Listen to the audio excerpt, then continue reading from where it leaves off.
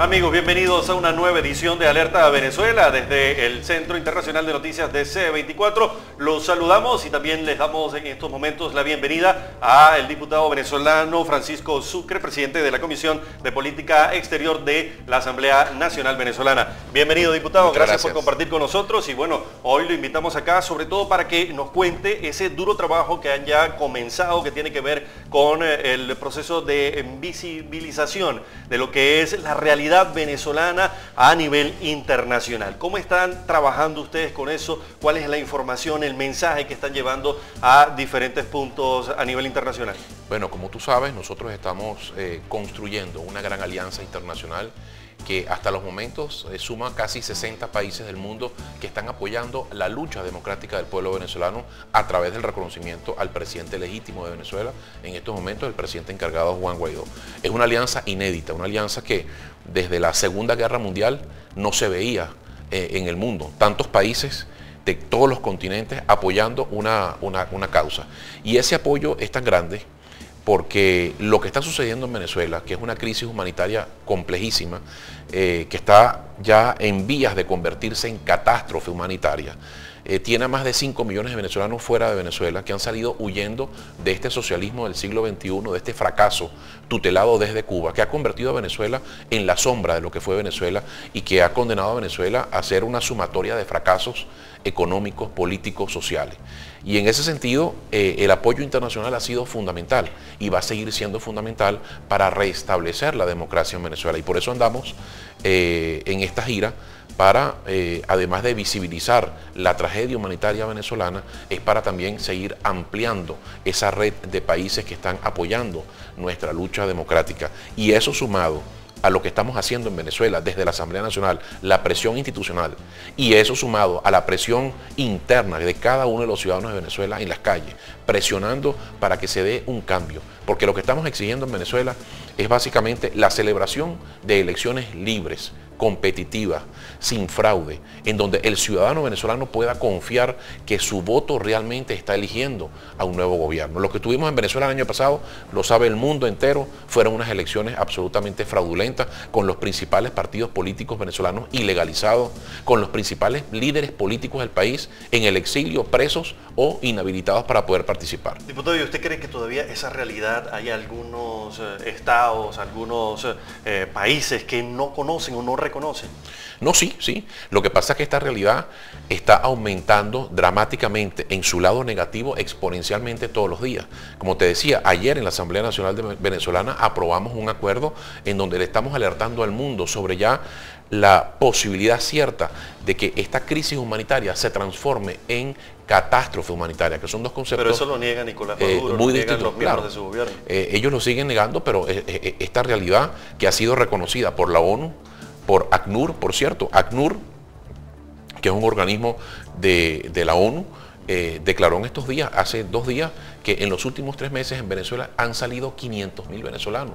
¿Cómo negar la realidad del 1.400.000 venezolanos que están en Colombia o los 50.000 venezolanos que están aquí en Costa Rica? ¿Y por qué el gobierno dice que no hay inmigración, que prácticamente todo lo que se ha orquestado ha sido creado por la oposición? Bueno, y también han dicho que eso es producto de las sanciones del gobierno de Estados Unidos en contra de instituciones como PDVSA, que se ha convertido en una de las principales centros de generación de corrupción, de lavado de dinero del régimen venezolano. Han dicho que son las sanciones, pero las sanciones se tomaron en el mes de enero. Y resulta que Venezuela está padeciendo esta tragedia desde hace más de 6 años. O sea, es imposible y hay que ser bien irresponsable, y evidentemente el régimen de Maduro lo es, para negar lo que han reconocido instituciones como la ONU, la OEA, distintos, más de 50 países del mundo, parlamentos del mundo que han reconocido la situación que estamos viviendo en Venezuela. Y tan es así que la Organización de Estados Americanos ha designado, la ONU ha designado un alto comisionado desde la Secretaría General de la ONU para el problema migratorio venezolano, que es el ex vicepresidente de Guatemala, el señor Stein. Diputado, también importante preguntarle, ¿cómo evalúan ustedes estos infructuosos intentos fallidos de diálogo. ¿Qué va a pasar ahora? ¿Viene otro diálogo? ¿Va a volver a acercarse las partes? ¿Qué dice el presidente Juan Guaidó? Mira, el presidente Juan Guaidó y todos nosotros hemos sido muy claros. El tiempo del diálogo se agotó en Venezuela.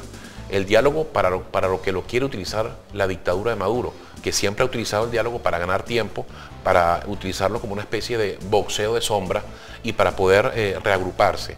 Nosotros estamos exigiendo, en todo caso, es un diálogo para definir los términos de la salida del señor Maduro, para definir los términos de las elecciones transparentes, competitivas que merecemos los venezolanos. Ese es el diálogo que estamos propugnando. Y por eso hay esta confrontación política hoy en Venezuela, porque el régimen de Maduro lo que pretende es quedarse teniendo apenas el 15% de apoyo popular en el poder y esgrimir unas elecciones fraudulentas que se celebraron el año pasado como válidas y legales para mantenerse 6 años más en el poder y seguir aplicando un modelo absolutamente fracasado que ha convertido a Venezuela en esta ruina económica que hoy es.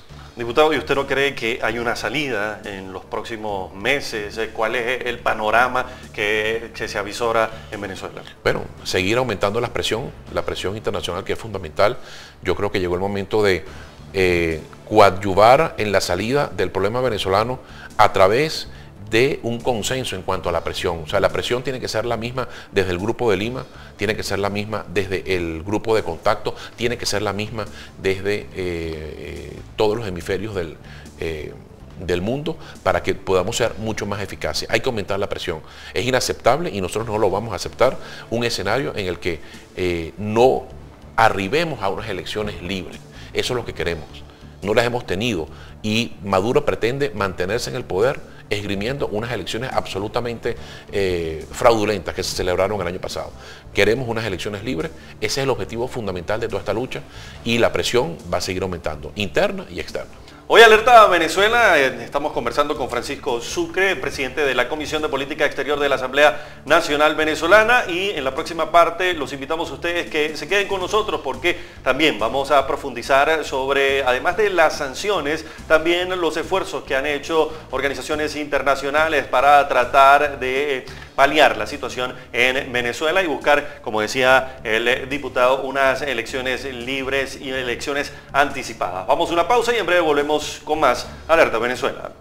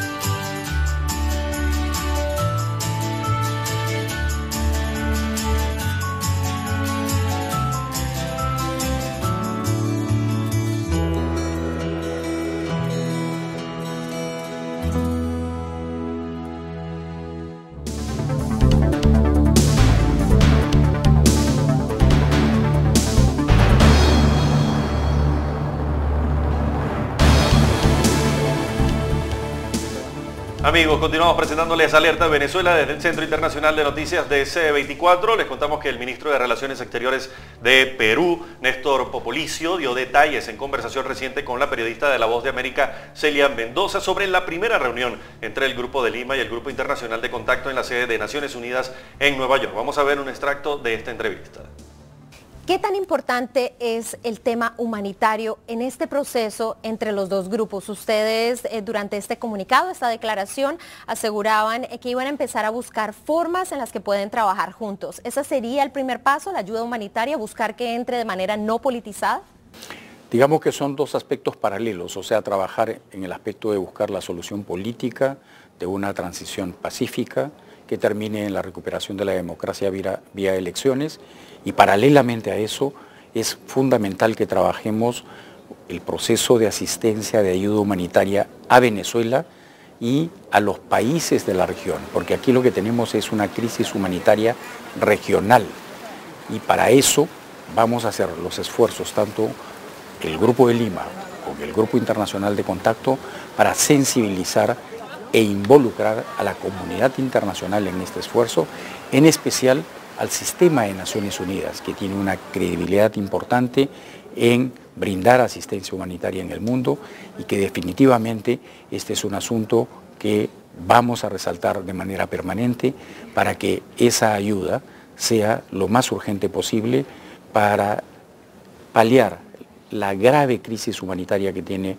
hoy día Venezuela, pero también apoyar de manera importante a los países de la región, a los países sudamericanos, que hemos recibido realmente un éxodo de una magnitud nunca antes vista en Sudamérica, y que hoy día, por ejemplo, en el Perú, tenemos más de, ya, un poquito más, o tal vez cerca a los 800.000 venezolanos viviendo en el Perú, lo que significa que tenemos que atender situaciones que impactan en el mercado laboral, en la educación y en la salud de nuestros países.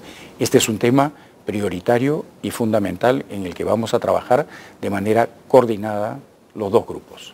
Nosotros hemos decidido en una reunión anterior del Grupo de Lima de hacer una conferencia internacional por la democracia en Venezuela, que hemos invitado hoy día a los miembros del Grupo Internacional de Contacto para que vengan a nuestro país. Vamos a definir el día preciso, pero será la primera quincena de agosto de este año, para que veamos todas las formas que tenemos en la mesa para apoyar, ¿no?, de manera pacífica a la solución de la crisis en Venezuela. Pero adicionalmente a eso, también con apoyo del Banco Interamericano de Desarrollo, trabajar en una conferencia lo que podría ser un proceso de ayuda para la recuperación de Venezuela el día después. O sea, una vez que se recupere la democracia, que se establezca un nuevo gobierno democrático en Venezuela, cómo vamos a hacer el apoyo a través de la comunidad internacional, de la banca de desarrollo, para recuperar económicamente y socialmente la situación en Venezuela.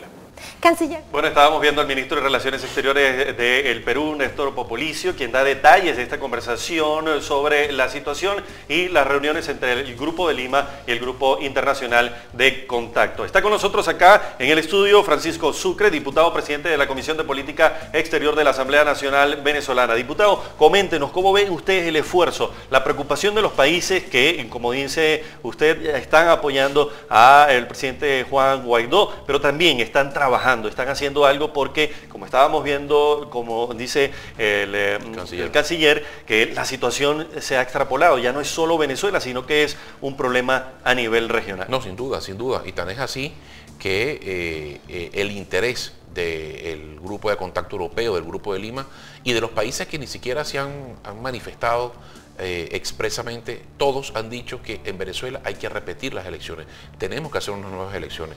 Ese desastre humanitario que estamos viendo en las imágenes, el origen es este modelo fracasado del socialismo del siglo XXI, y nosotros no podemos estar permanentemente recibiendo ayuda humanitaria. La necesitamos urgentemente. Son más de 7 millones de venezolanos que hoy están necesitando ayuda humanitaria y tenemos 19 millones de venezolanos en condición de vulnerabilidad.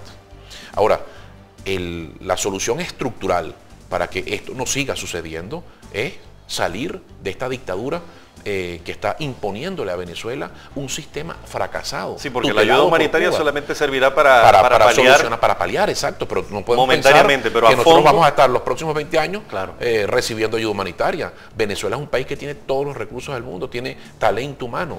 Lo que necesitamos es unas elecciones limpias, libres, que le permitan a los venezolanos elegir un nuevo gobierno y comenzar ese proceso que decía el canciller de Perú a reconstruir a nuestro país. Dijo que Venezuela tiene todos los recursos del mundo, pero ya en las noticias también estamos viendo cómo a diario hay crisis de la gasolina, que no hay producción petrolera. Entonces, con ese panorama producto de la corrupción, no la hay hoy precisamente por este modelo fracasado, pero tan pronto recuperemos la democracia, yo te puedo asegurar que nuestro país, Venezuela, va a salir adelante. Tenemos un plan muy bien estructurado en todos los órdenes, en la recuperación del sector industrial, la recuperación de la industria petrolera, que ha caído más del 75% de su producción, pero seguimos teniendo las reservas petroleras más grandes del mundo. Somos el 8º país con reservas de gas, somos la primera reserva de oro del hemisferio occidental, es decir, la primera reserva hídrica del continente. Es decir, tenemos todos los recursos para que con buena gerencia, con un plan preestablecido y con objetivos claros de desarrollo podamos alcanzar una situación distinta. Y cuando eso suceda, pues Venezuela va a ser una potencia económica en el continente. Pero para eso necesitamos primero ir a la raíz del problema, que es el modelo que representa el señor Maduro, que ha convertido a Venezuela en esta ruina económica. Yo que estoy recorriendo muchos países del mundo, mira, la pregunta fundamental que me hacen en todas partes, lineal, transversal, es ¿cómo es posible que un país como Venezuela esté atravesando esta tragedia humanitaria que, como bien decía el canciller del Perú, es la tragedia humanitaria más grande de la historia de toda América? Desde que Colón dijo tierra, esta es la tragedia humanitaria más grande que hemos tenido en un país con los recursos que tiene Venezuela y con una población relativamente pequeña. Diputado, y en su agenda de trabajo, en ese recorrido por el mundo, también está un poco verificar qué va a pasar con la recuperación de activos de Venezuela. Por supuesto, porque ese es el problema. La única industria que en Venezuela ha prosperado en estos años ha sido la industria de la corrupción. Se estima que más de 350.000 millones de dólares han sido devorados rapazmente por una estructura criminal. Y acá en Centroamérica, fíjense, diputado, hay casos sonados como el caso de Alba Petróleo, sí, en El Salvador, de Alunasa en Costa Rica, de Albaniza en Nicaragua. Bueno, ¿cómo están verificando todas son ustedes? estructuras. La empresa Alba Petróleo en El Salvador, fue allanada hace 4 días por la Fiscalía de El Salvador porque se presume la utilización de esa empresa y 26 empresas relacionadas con el lavado de más de 3.200 millones de dólares. Lo mismo sucede con esta empresa Albaniza, que es una estructura criminal que han montado con el dictador que está en Nicaragua, que es el señor Ortega, justamente para favorecer a empresarios que están haciendo negocios multimillonarios, mientras la población de nuestros países está pasando por esta situación tan penosa, esta crisis humanitaria. Lo mismo sucede con Alunasa, aquí en Costa Rica. Han utilizado Alunasa, que es una empresa, por cierto, del holding de la Corporación Venezolana de Guayana. Yo soy diputado por el Estado Bolívar, donde está la Corporación Venezolana de Guayana, que en su momento fue el complejo industrial más importante de América Latina. Hoy está reducido a chatarra. Esas empresas están produciendo al 5% de su capacidad instalada. Alunasa es una de esas empresas. Y esa empresa, que es muy importante para la economía de Costa Rica, del sector en donde está establecida, pero también está siendo utilizada precisamente para lavar dinero, para desviar fondos públicos, para tratar de bypassear las sanciones económicas que se le han impuesto a este régimen criminal de Maduro.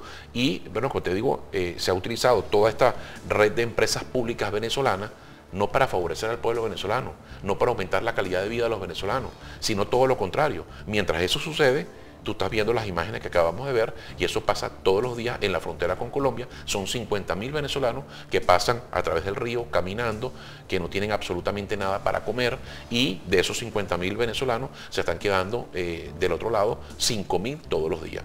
Diputado, también en la próxima parte vamos a preguntarle una situación por la que también están pasando los venezolanos en el extranjero sin pasaporte, bueno, y muchos de los casos sin trabajo, sin apoyo de los propios gobiernos. ¿Qué se está desarrollando sobre ese tema? ¿Cómo están trabajando también con los venezolanos en el exterior? Esto más en la próxima parte. Acá, Alerta Venezuela, hoy con Francisco Sucre, presidente de la Comisión de Política Exterior de la Asamblea Venezolana. Ya volvemos.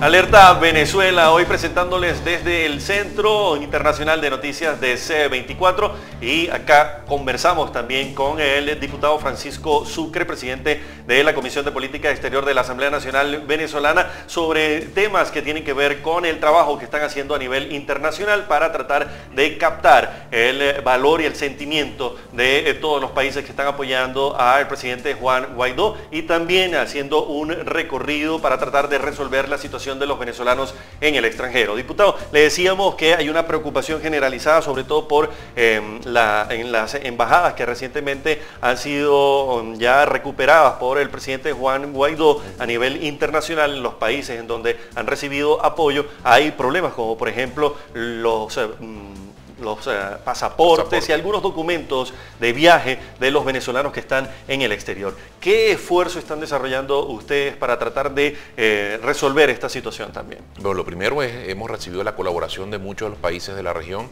en función de aceptar documentos vencidos, pasaportes vencidos. Ya hay algunos países que lo están haciendo. Sí, hay varios países que ya lo están haciendo. En el caso concreto de Costa Rica, por ejemplo, hemos logrado que el gobierno de Costa Rica, tú sabes que cuando uno viaja con un pasaporte que está próximo a vencerse, tiene que tener una vigencia de 6 meses para poder aceptarlo, pero tú puedes llegar a Costa Rica con un pasaporte por vencerse que le falte un día y puedes entrar a Costa Rica. Cosas como esa. Hay países que han extendido la vigencia de los pasaportes de los venezolanos que están vencidos, como Chile. Estamos intentando hacer eso con el gobierno norteamericano y además estamos explorando con algunas compañías el emitir a través de la red consular y diplomática del gobierno legítimo de Juan Guaidó las calcomanías que van a permitirle a los venezolanos la extensión de la vigencia de los pasaportes. Hay servicios que no podemos prestar porque mientras no cese la usurpación en Venezuela con el dictador Maduro, bueno, evidentemente todo el tema del registro de extranjería lo maneja todavía el usurpador. Entonces, en ese sentido, nosotros, por ejemplo, no podemos emitir un pasaporte nuevo, pero sí podemos trabajar en función de extender la vigencia de los pasaportes. Hemos hecho acuerdos también con el tema de las apostillas. En Venezuela es una tragedia apostillar un documento. Eso prácticamente es imposible en Venezuela. Y además que está sometido, por supuesto, a la gran corrupción porque te cobran grandes cantidades de dinero para poder apostillarte un documento.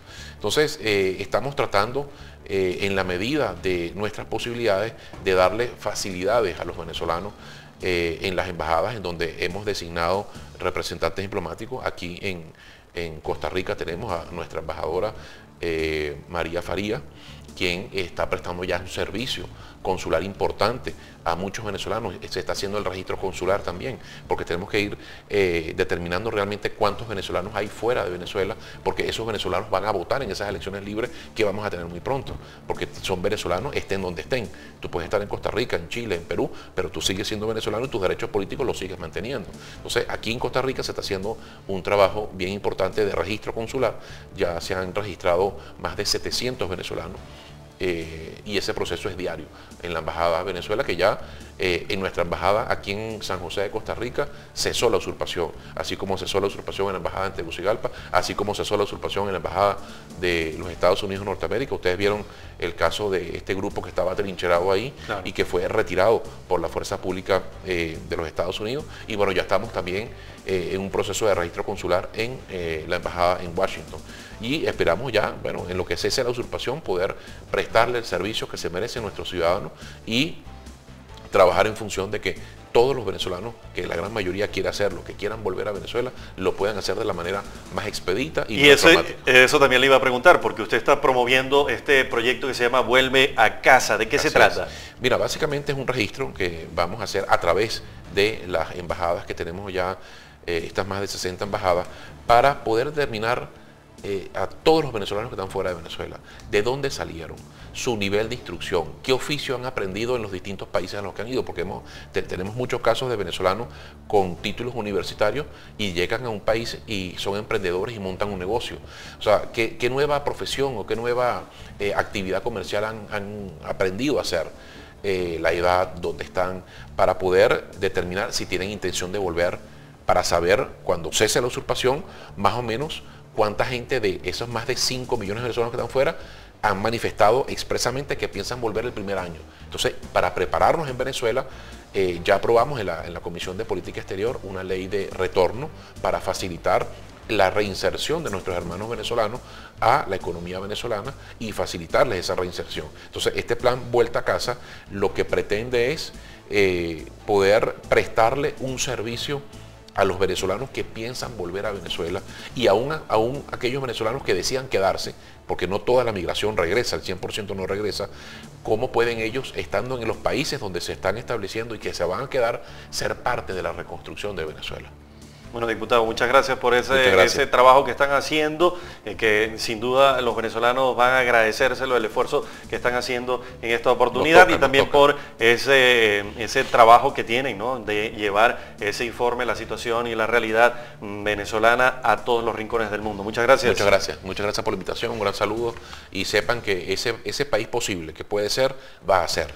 Y va a ser porque la voluntad, la convicción y la energía que estamos poniendo en esto va a lograr que Venezuela retome su papel en América Latina, siendo un país democrático y próspero. Bueno, así es, Francisco Sucre, diputado presidente de la Comisión de Política Exterior de la Asamblea Nacional Venezolana, estuvo hoy con nosotros acá en Alerta Venezuela. Amigos, a ustedes las gracias por compartir estos minutos con nosotros. Nos vemos en una próxima oportunidad.